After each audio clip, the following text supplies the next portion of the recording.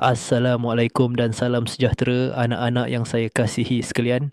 Saya ingin berpesan kepada kamu semua, fikirkanlah masa depan kamu mulai hari ini. Setiap tindakan, setiap keputusan yang kamu buat akan menentukan arah hidup kamu pada masa hadapan.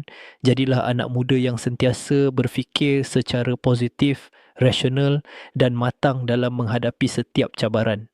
Jaga keselamatan diri di mana sahaja kamu berada.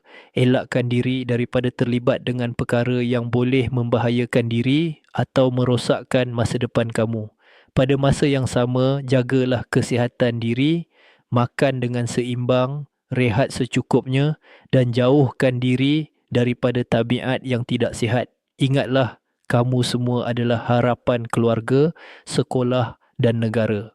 Gunakan masa muda ini untuk membina kekuatan diri, menimba ilmu dan menjadi insan yang berguna kepada masyarakat. Sekian, terima kasih.